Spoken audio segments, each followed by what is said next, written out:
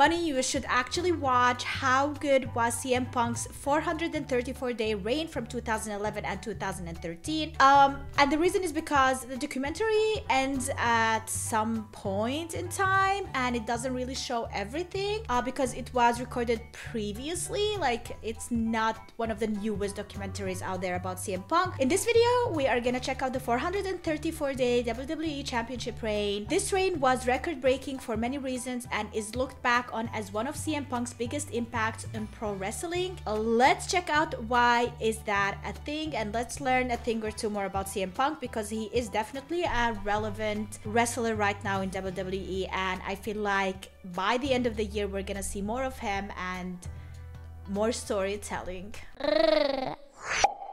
2011 was the year of one man.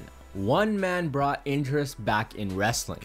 One man put WWE on his back for a good portion of the year, and one man emerged as a top WWE star.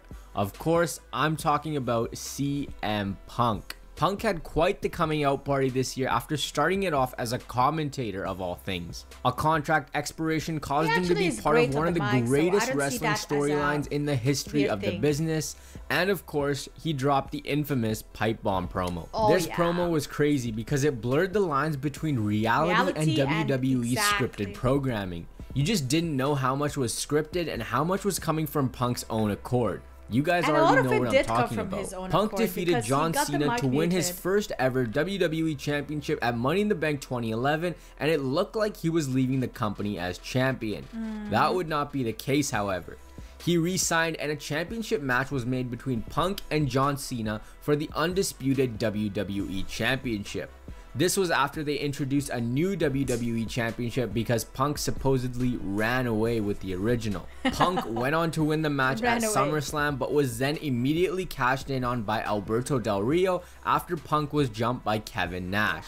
The return of Kevin Nash to WWE was quite a shocking one as he'd been gone for 8 years from the company. Why Nash was attacking the company's champion so randomly was a mystery to everyone and left us demanding answers after Punk was screwed out of the title. What followed was a confusing three-way feud between CM Punk, Kevin Nash, and Triple H. They were all just arguing over who sent a stupid text message. Really? According to Nash, he was told that no matter who won the match at SummerSlam, Triple H told him to stick the winner. Triple H said this wasn't the case, but anyways. There was a planned match between Punk and Nash that never came to fruition because Nash failed his physical. So what happened instead was a match between Punk and Triple H, where Triple H put his job as COO on the line. Triple H went on to win the match, beating Punk after he had just come off an amazing summer where he brought so many eyes back to the WWE product. This whole thing was so confusing, my mind hurts just talking about it. WWE just buried the guy who was their new top babyface and was so well liked by the crowd in a single match. All because they decided they wanted Punk to feud with Nash because WWE was really dry for top-end talent. All this did was just mess up everything Punk had worked so hard to do over the summer season. And to think all of this could have been avoided if they never had Punk lose at SummerSlam. The only reason that even happened was because Mr. McMahon was so high on Del Rio carrying the world title through the Mexican tour. Like, how short-sighted could you be?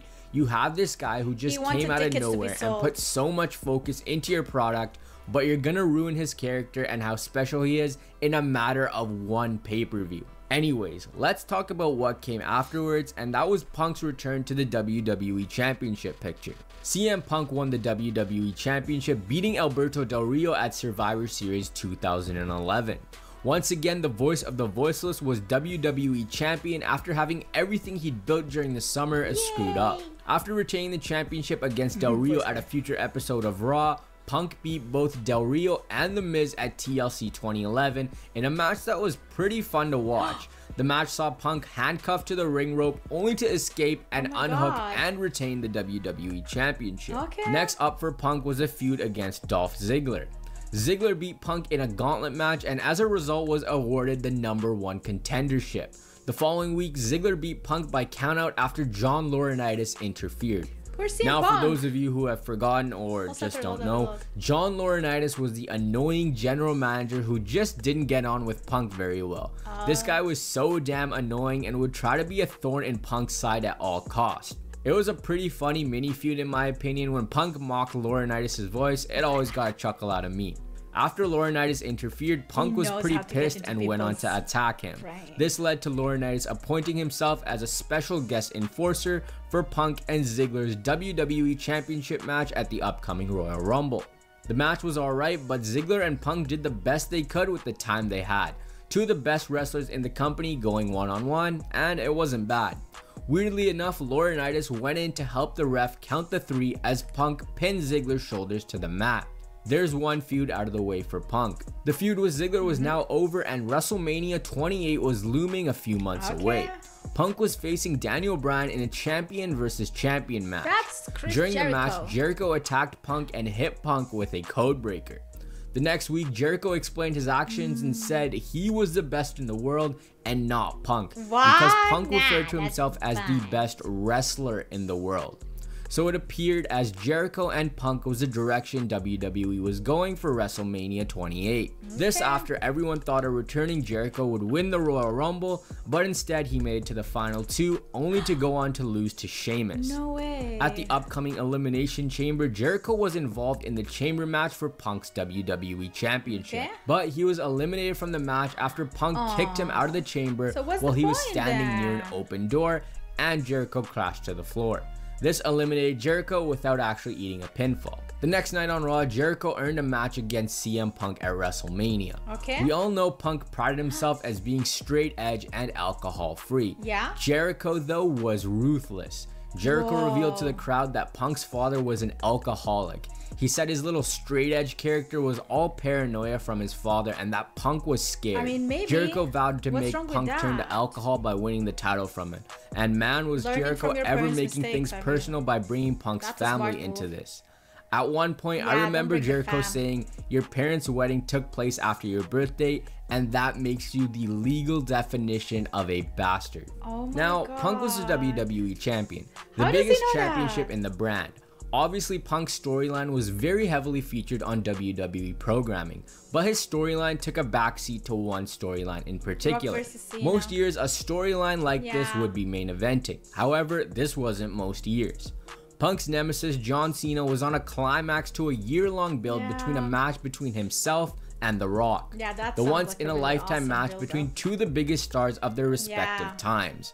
This match wouldn't be the only time Punk would take a backseat to Cena and The Rock, but we'll get back to that in a minute. Now for the match. This rivalry was heated enough, but Laurinaitis once again tried to be a thorn in Punk's side as he added, if Punk got himself disqualified, he'd lose the title. The two put on a great match and one we knew they were capable of at WrestleMania 28. Punk retained the title and left WrestleMania as WWE champion. Following Mania, the Jericho and Punk program continued. At one point, Jericho poured alcohol all over Punk, and Punk even had to take a sobriety test because he tricked Jericho into thinking that he was actually drinking. A rematch was set up for the upcoming Extreme Rules pay-per-view. Hold on a second, I forgot to tell you what John Cena was up to. John Cena was coming off a huge loss to The Rock at WrestleMania. The following night on Raw, Cena was in the ring talking about the loss, and out came a returning Brock Lesnar. The Cena-Lesnar storyline was a pretty strong one as well. None of these two were champion, but these two were handed the main event slot at the upcoming Extreme Rules pay-per-view because everything John Cena did was always better than everything Punk had going on, right? Punk and Jericho put on another banger in Punk's hometown of Chicago in a Chicago street fight. One of the matches of the night, but unfortunately this was overshadowed by the returning Lesnar taking on Cena, as I mentioned before. I mean, imagine being so unlucky that you have so many awesome wrestlers to deal with and so many awesome storylines that you have to like deal with. That's a year, I guess. Was 5 months into his run as WWE champion and had finally gotten rid of Chris Jericho. Punk's next feud was against Daniel Bryan. Now, who doesn't love Daniel Bryan, the little indie midget who runs around saying yes and no?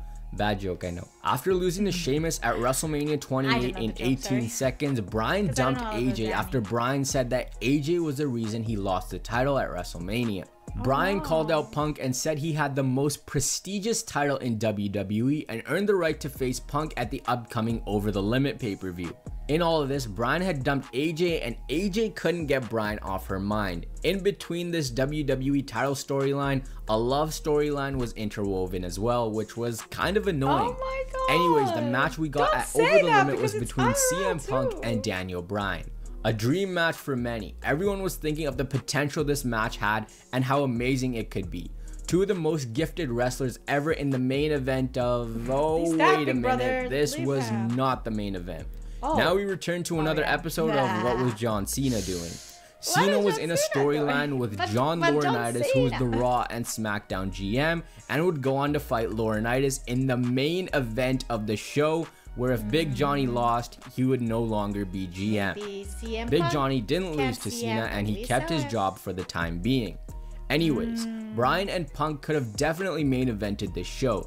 These two put on a classic wrestling match, which was just a showcase of both men's talents. This match was great, but Punk walked out victorious. During this match, Punk pinned Bryan's shoulders to the mat, but simultaneously tapped at the same time, which led to Bryan asking for a rematch in the weeks to follow. Alright guys, brace yourself for what follows. So, AJ had been dumped by Daniel Bryan, so she instead went to go get it on with Punk.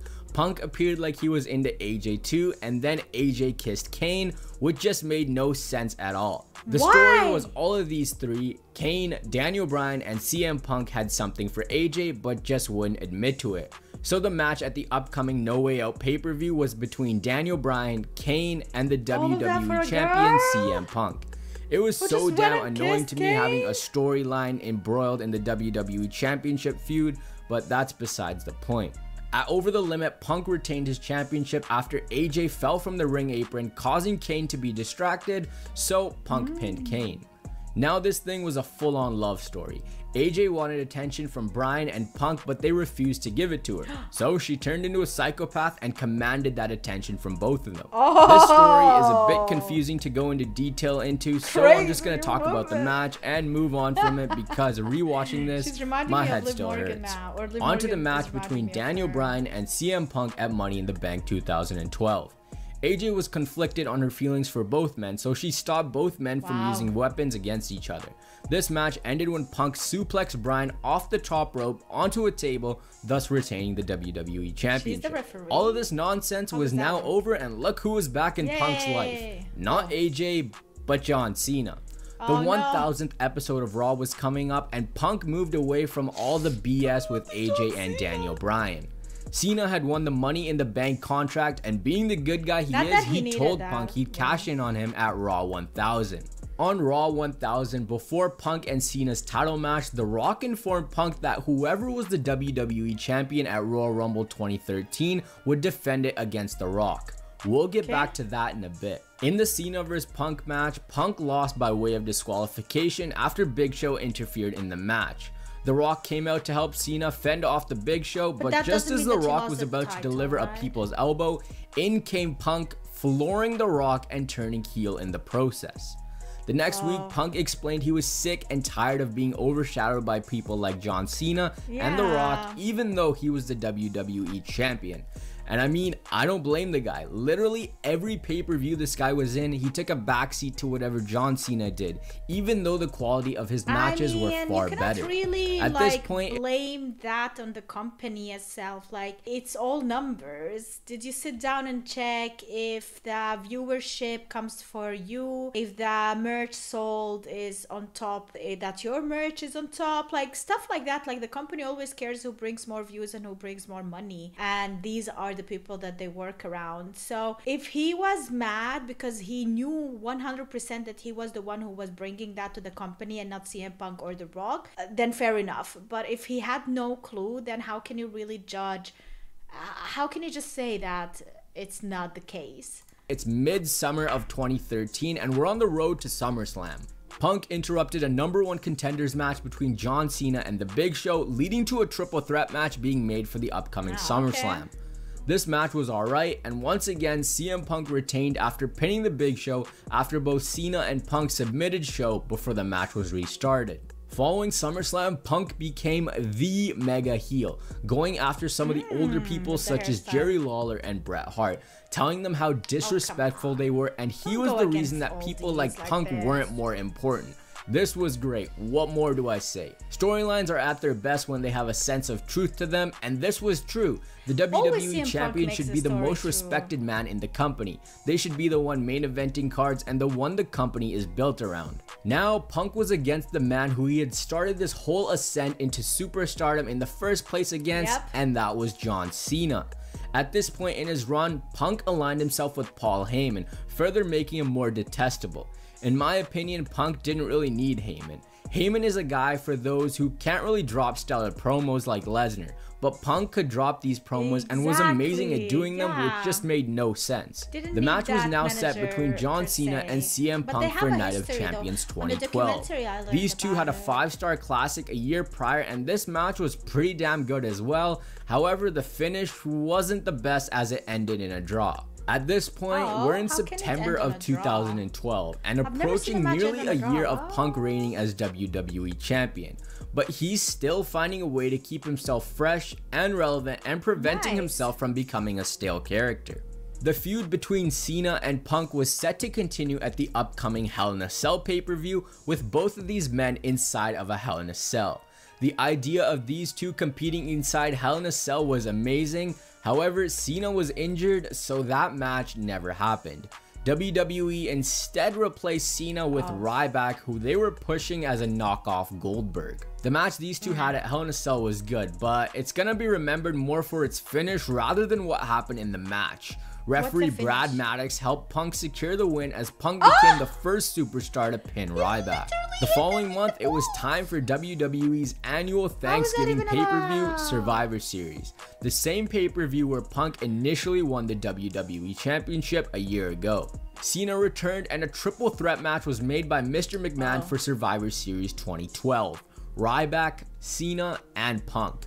Punk retained his WWE Championship after the Shield made their debut and laid out Ryback in the process, thus helping Punk secure the win. Now we were a year in and Punk still hadn't lost his WWE Championship.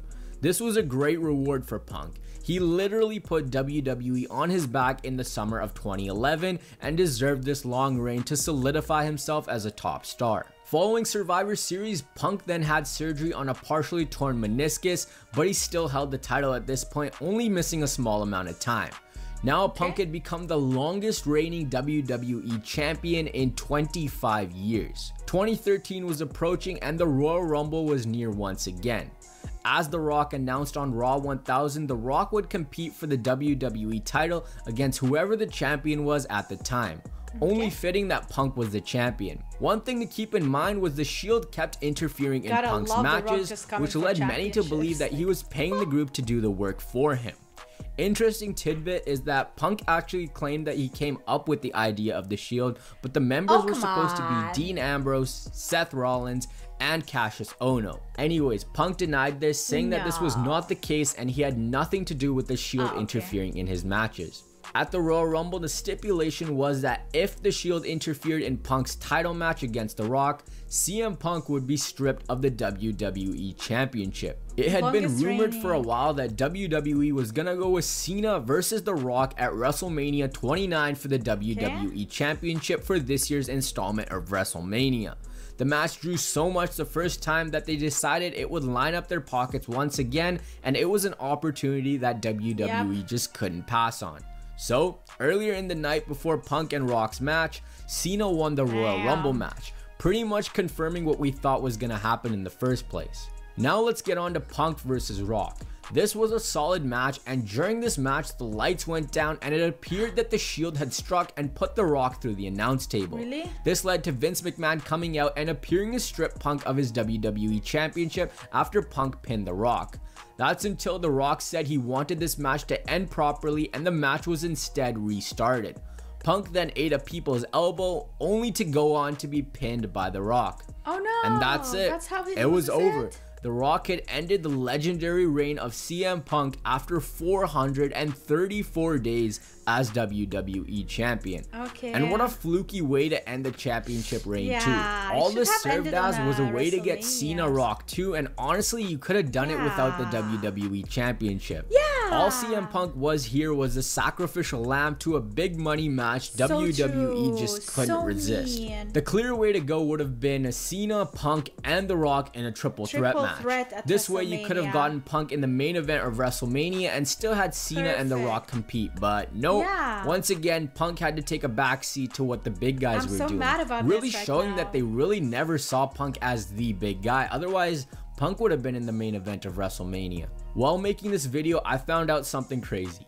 Punk wrestled on 14 pay-per-views as champion and was only in the main event 5 times. 2 of those were with John Cena. Think about that for a second.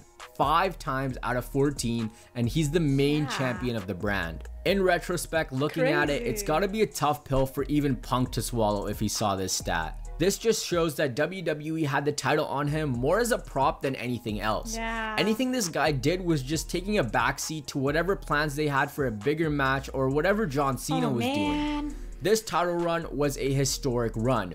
No one had reigned as champion for as long as Punk did. And not gonna lie, Punk deserved to main event WrestleMania. Not for only what he did for the WWE title, but as a reward for bringing so many eyes to the WWE product back in 2011. Everything that followed could have been avoided if they would have just given Punk the main event he deserved. Maybe he still would have even been with the WWE. Yeah. So to answer the question, how good was CM Punk's 434-day championship run?